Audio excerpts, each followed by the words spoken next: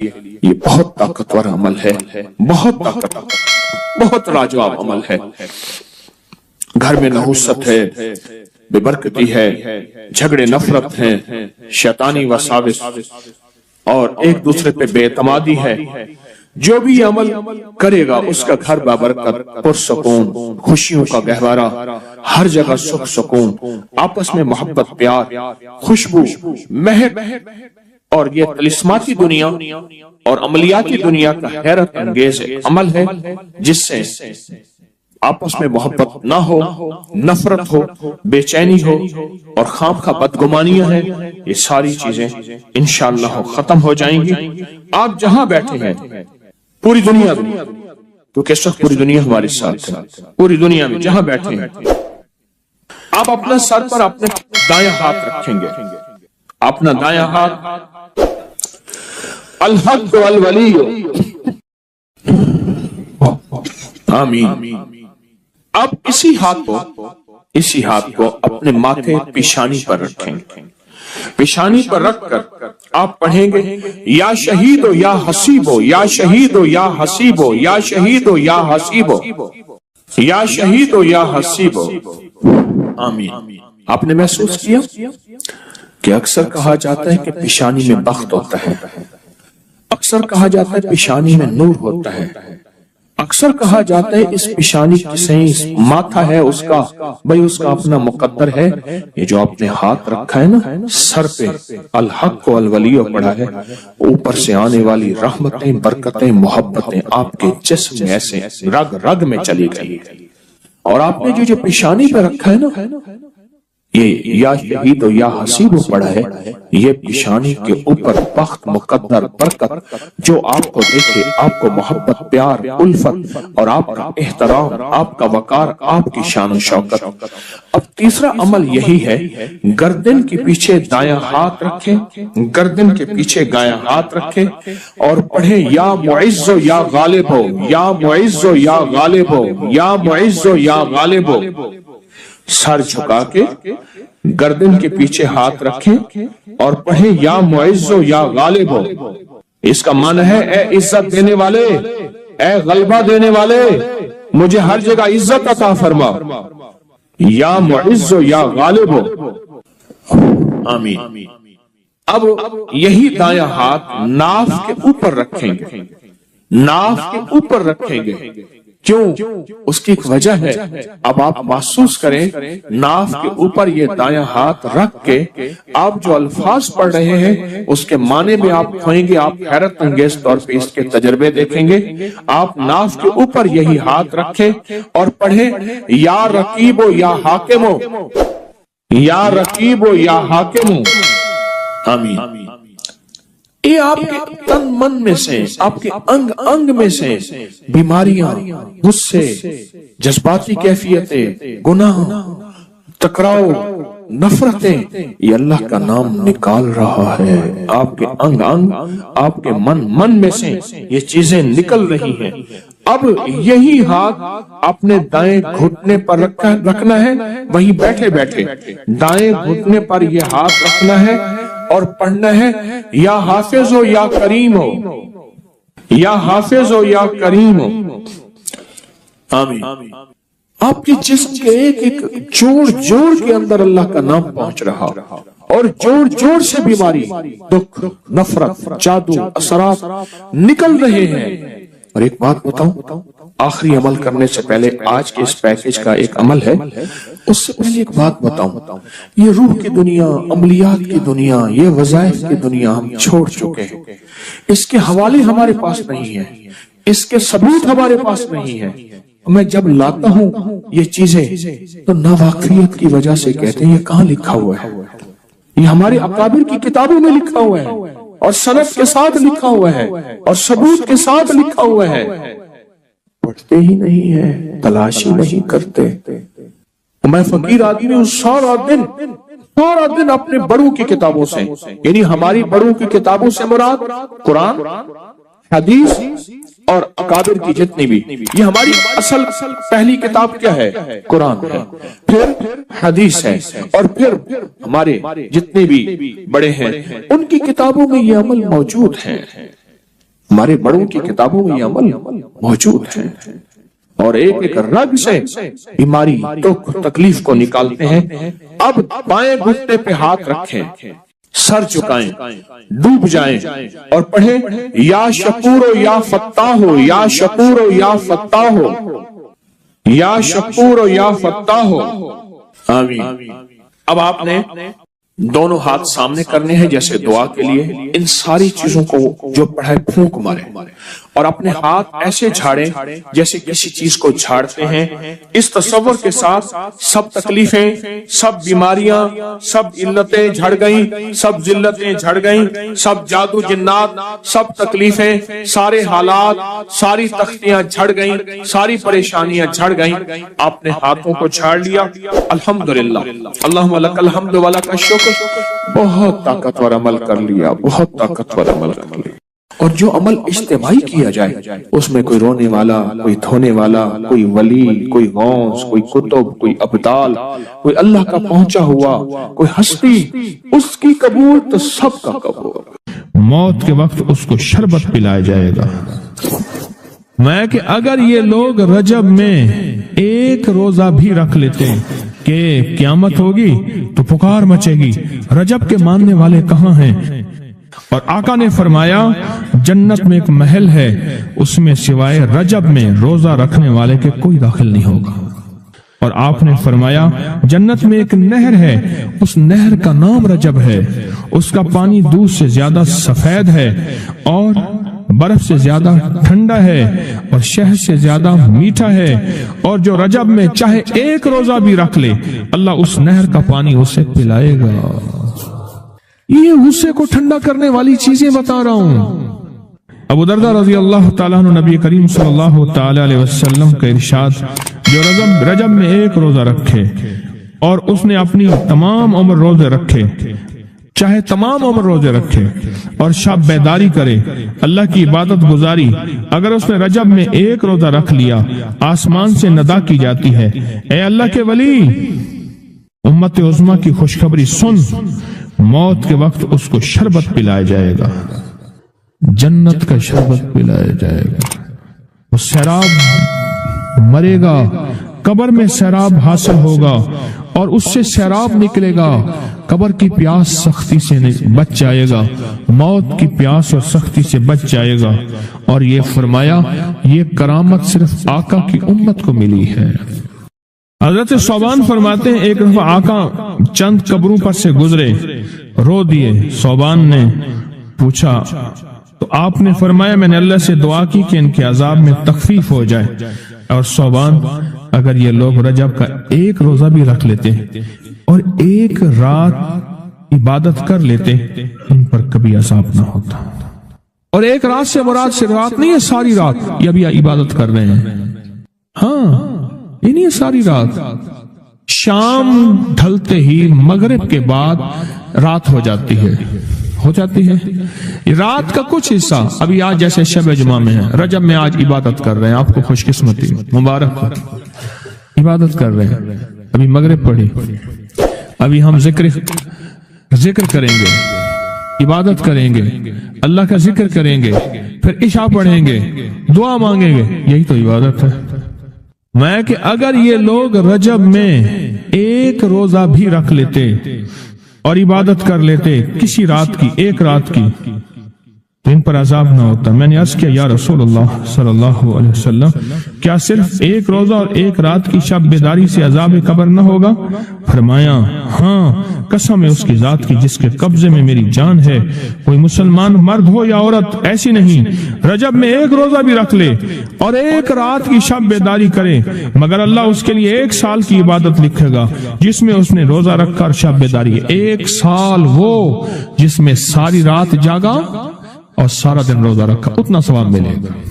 اور آپ نے فرمایا کہ اللہ کی طرف سے ایک منادی ندا کرتا ہے، اے رجب میں روزہ رکھنے والو، اللہ کی پناہ میں جنت میں داخل ہو جاؤ۔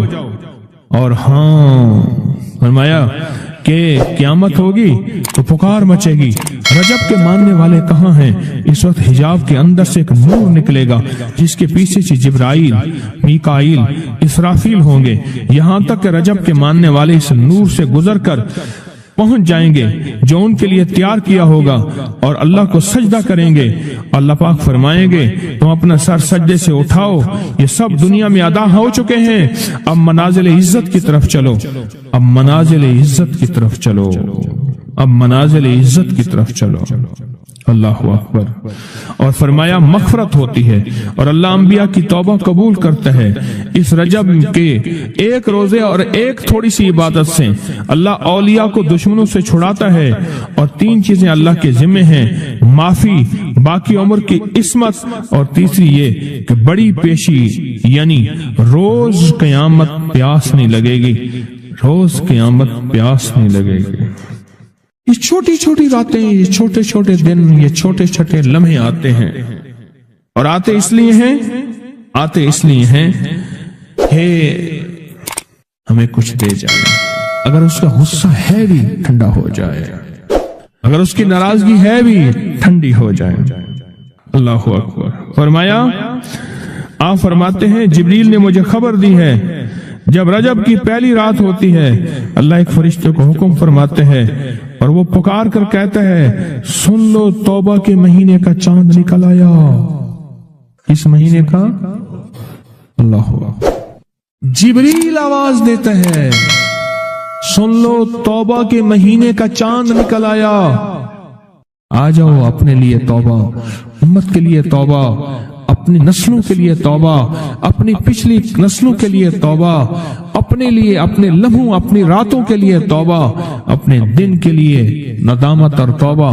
सुन लो लोगों, जिब्रील क्या कहते हैं और पुकारते हैं कि तौबा के महीने का चांद निकल आया। बस उसके लिए बिशारत है जो इस रजब के महीने में इस्तिगफार करता है, उसके लिए बिशारत है जो रजब के महीने में इस्तिगफार करता है। गुस्से को ठंडा करने वाली ये सादतें हैं, अल्लाह को नाराज करने से दूर करने वाली ये नेमतें हैं। अजीब बात बताओ, फरमाया जो शख्स ये चाहता है, ये गौर से सुनिएगा, जो शख्स ये चाहता है अल्लाह उसकी नस्लों को माजूरी और मजबूरी से बचाए, माजूर हो जाए, किसी भी चीज से माजूर हो जाए और मजबूर हो जाए। मैंने आपको अपनी मजबूरी का किस्सा सुनाया था उस दिन। माजूरी अल्लाह मजबूरी से बचाए कि बेबस हो जाए, मजबूर हो जाए। और जो शख्स ये चाहता है कि उसके माथे पे नसीब और बख्त और मुकद्दर इतना लिखा हुआ हो इंसान भी पढ़ सके, ये मेरी खुशखबरी याद रखिएगा, इतना वाज़े हो इंसान भी पढ़ सके, वक्त, नसीब, मुकद्दर, इज्जत, दौलत। और तीसरी, जो शख्स ये चाहता है उसकी पिशानी कभी सजदों से महरूम न रहे और फरिश्ते उसकी पिशानी सूंघ कर बता दें कि ये वो लोग बंदा है जिसके सजदे वाकई थे, तो फरमाया वो कभी भी जिंदगी में किसी ऐसी अल्लाह के दोस्त की महफिल को तलाश करे जो लाजिम शबे जुमा में हो। और ये वह है, अल्लाह का दोस्त मेरा मुर्शिद है, मैं उनका गुलाम हूं, अपनी नहीं कह रहा। शबे जुमा, ये है शबे जुमा, जुमेरात तस्बीह खाने में, और फिर तस्बीह खाने में दुआ होती है, थोड़ी देर की ये महफिल होती है। फरमाया आने वाले हजरात और पूरी दुनिया में इसमें शामिल होने वाले हजरात ऑनलाइन वो अपने बख्त पिशानी पे नसीब लिखवाते हैं, सजदों की खुशबू बनवाते हैं और अल्लाह के खजानों से पाते हैं। ये वो खुशकिस्मत हैं जो शबे जुमा का इंतजार करते हैं। क्या नसीब है, क्या मुकद्दर है। आए मैं आपके खत का एक दूसरा हिस्सा भी पढ़ के सुनाता हूं और हम ऐसे ही अल्लाह से दोस्ती करें।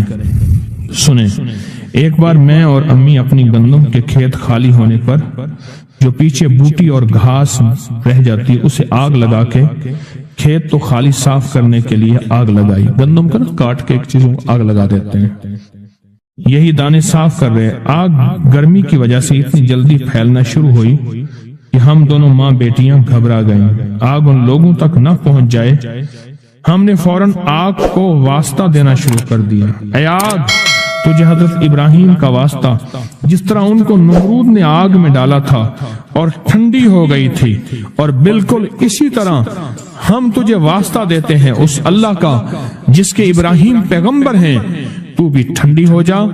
ہمارا مقصد کسی کو نقصان پہنچانا نہیں، تو بھی اتنی ہی جلدی ٹھنڈی ہو جا۔ اچانک پورے کھیت کی آگ بجھ گئی، حیران ہو گئے، پورا کھیت شعلوں سے بھڑک رہا تھا۔ رحمت جوبن پہ آئی اور پریشانی ختم ہو گئی۔ ایک صاحب میرے پاس آنے لگے، ہمارے گھر کے دوسری تیسری گلی میں ان کا گھر تھا، تو ان کی بڑی ہمشیرہ تھی، بہت نیک تھی، بڑی ہو کے فوت ہوئی، شادی بھی نہ ہو سکی، تو وہ پڑھاتی تھی بچوں کو۔ تو میں ان کے ہاں جاتا تھا، پڑھتا نہیں تھا، جاتا تھا۔ ہمارے ایک بچہ ہوتا تھا، کبھی اس کی تختی دینے، کبھی اس کا قاعدہ دینے میں جاتا تھا۔ یہ جب بھی غسل خانے میں ہوتے تھے، اندر سے گانے کی آوازیں آ رہی ہوتی تھی۔ اللہ نے ایک نظام بدلا، بہت سالوں کے بعد تسبیح خانے کی نسبت ملی، اور تسبیح خانے کی نسبت کے بعد ہر وقت ذکر ہے۔ میں نے ایک دفعہ کہا، میں نے کہا آپ گاتے ہوئے جو ہے غسل خانے میں گاتے تھے، ایسی آنکھیں کھول کے لگے کہ مرشد واقعی آپ کو کشف ہوتا ہے۔ میں وہ کشف نہیں ہے، میں تیری ہمشیرہ کے پاس کبھی تختی دینے آتا تھا، پلانی پڑتا تھا کہ ہاں، میں کہ تجھے گاتا ہوں میں دیکھتا تھا، اور میں کہتا تھا یا اللہ اندر تو ساری ظلمت ہوتی ہے اور یہ اندر گاتا ہے۔ کہنے لگا، رونے لگا، کہنے لگا بس وہ میں اب تک بھی گاتا تھا، لیکن جب سے تسبیح خانے کی نسبت ملی اور جب سے تسبیح خانے کی، اب تو میری زبان ہے، اور کوئی پل ایسا نہیں کہ اس کا نام نہ ہو، اس کی یاد نہ ہو، کلمہ درود نہ ہو، ذکر استغفار نہ ہو، کوئی مسنون دعا نہ ہو، کوئی وظیفہ نہ ہو، کوئی ورد نہ ہو۔ اب تو عالم یہ ہے، ہر پل آفات آ رہی ہیں، مصیبتیں آ رہی ہیں۔ اس لیے فرمایا جب مرغ بانگ دے تو وہ دعا پڑھو، اللہم انی اسألک من فضلک، اے اللہ اپنے فضل کا تجھ سے سوال کرتا ہوں۔ میرے آقا کا فرمان ہے جب مرغ بانگ دیتا ہے، وہ صبح ہو، دوپہر ہو یا شام ہو، یہ ہمارا زندگی کا معاملہ ہے کہ مرغ جو دوپہر کو بانگ دیتا ہے اس کو ذبح کر دو۔ ایک دفعہ بندے نے ذبح کر دیا کہ یہ دوپہر کو بانگ آنے لائی، تو اس کی وجہ سے پھر مصیبتیں آتی تھی، اس کو ذبح کر دیا۔ میں نے اس کو جب فرمان سنایا تو پریشان ہو گیا۔ میں نے کہا آقا کا فرمان ہے میرے کملی والے کا، سرکار نے فرمایا جب کوئی عرش سے رحمت کا دروازہ کھلتا ہے، مرغ وہ دیکھتا ہے۔ رحمت جب بھی کھلتی ہے مرغ، اس لیے میں گدھے کی آواز ہو، گدھے کی آواز تو اس پہ اعوذ باللہ من الشیطان الرجیم پڑھو۔ میں وہ جس وقت عذاب کا، بلا کا، مصیبت کا دروازہ کھلتا دیکھتا ہے وہ پڑھتا ہے۔ مرغ کی بانگ میں تو اللہ کا فضل مانگو، اللہ کا فضل۔ یہ پل پل کی دعائیں، یہ پل پل مانگنا، یہ پل پل کے لمحات، یہ پل پل کی اس کے سامنے، شہنشاہ کے سامنے گریا زاری اللہ کو پسند ہے۔ پھر اللہ پاک مرغ کو دکھاتا ہے یہ رحمت کا دروازہ کھلا ہے، اور رحمت جا، وہ بندہ ہر وقت میرا نام لیتا ہے، اس کے گھر پہ برس، اس کی نسلوں پہ برس۔ مولا کیا برسوں؟ رزق برس، صحت برس، عزت برس، شان و شوکت برس، وسعت برس، خیر برس، حفاظتوں کا نظام برس۔ اور عذاب کا دروازہ جب کھلتا ہے، اور جو بندہ ہر وقت ذکر، دعائیں، تسبیحات، اعمال، تسبیحاں نہیں کرتا تو اس کے اوپر پھر عذاب، مصیبتیں برستی ہیں۔ ایک چیز اور بتا دوں، یہ بھی بہت ضروری ہے، اللہ سے وہ وقت نہ مانگیں جب ہماری زبان اتنا ذکر کرے اور ہماری آنکھیں اتنی روئے، اللہ کہے نہیں اب تیری روتی آنکھوں میں مجھے ترس نہیں آئے گا، اب تیری یہ چلتی زبان پہ میرا ترس نہیں آئے گا۔ وہ وقت اللہ سے نہ مانگے۔ کون سا وقت؟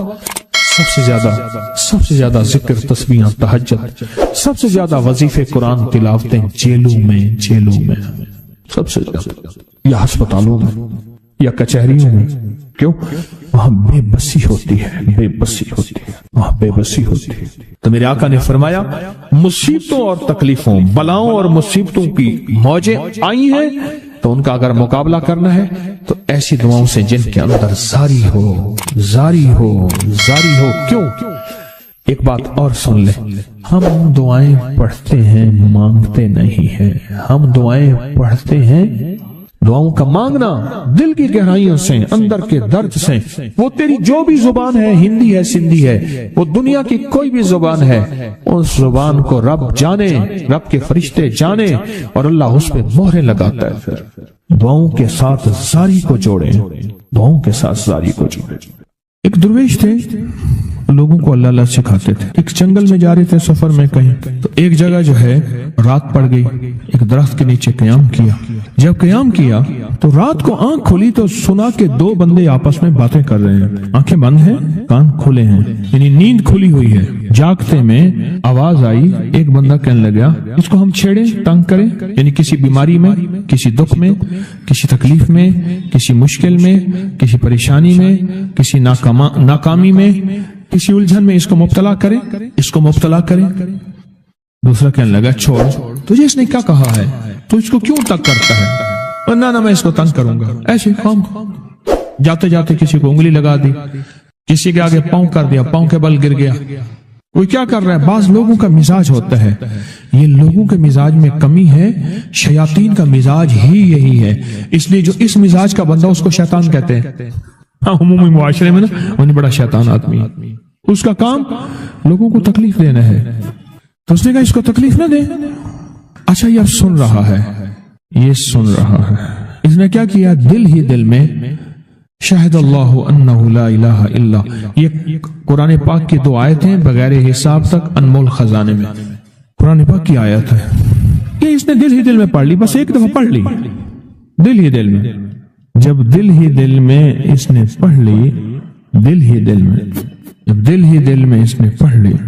اب دوسرا کہتا ہے جو نیک تھا, شریف تھا, ایک شریر تھا, انہوں نے کہا اب بتا, تیری اور میری ذمہ داری ڈیوٹی لگ گئی ہے, صبح تک کسی حفاظت کرے. تجھے کہا تھا نہ چھیڑے اس کو, اب تیری میری ذمہ داری لگ گئی ہے کہ صبح تک اس کی حفاظت کرے.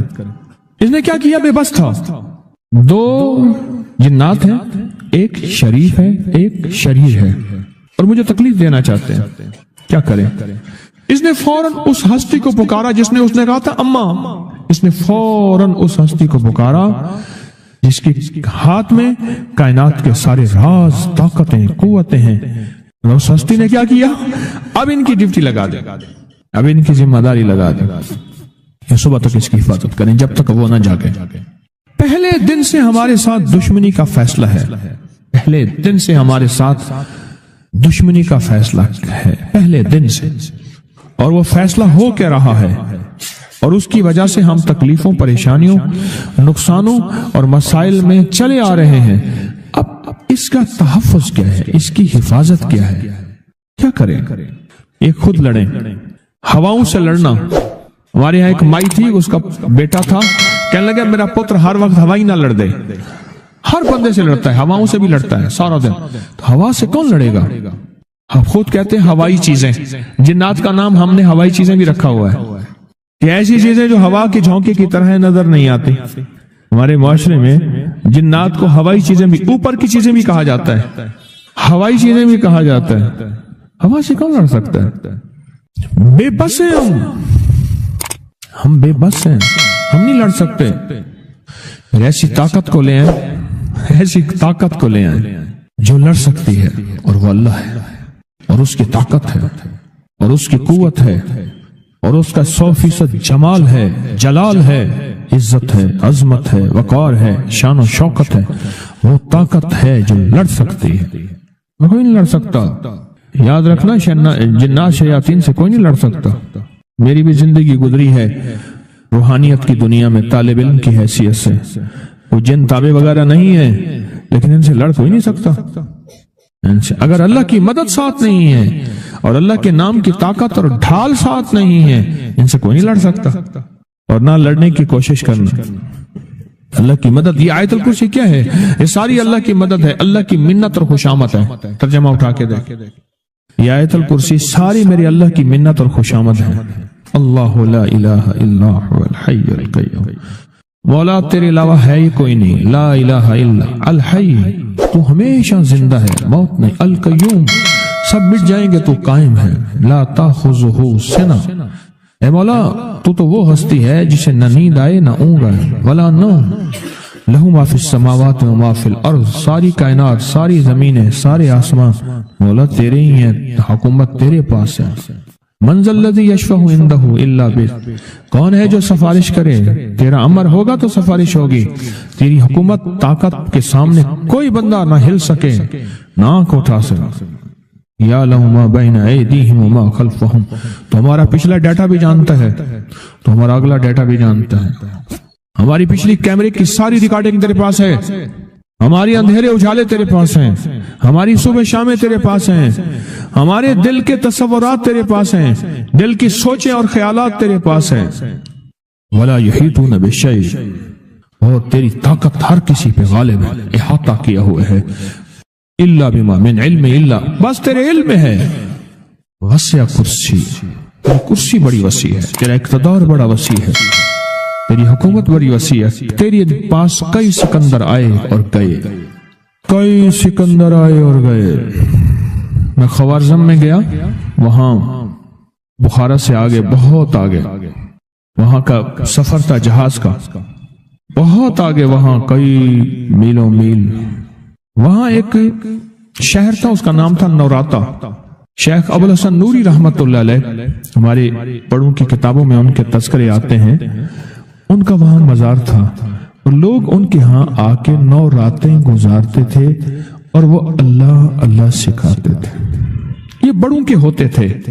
जैसे साल के बाद, ये भी आज राज बता दूं, साल के बाद बुजुर्ग हर कोने, हर करिए, हर गोशे में निकल जाते थे, लोगों को अल्लाह अल्लाह सिखाते थे। एक जगह मखसूस होती थी, मुर्शिद का आस्ताना, साल के बाद वहीं जमा होते थे और एक दूसरे से मिलते थे, मेल जोल होता था। इस मेल जोल का नाम है मेला, मिलना, मेल जोल। अब वो मेला बनते बनते कहानी कहाँ निकल गई।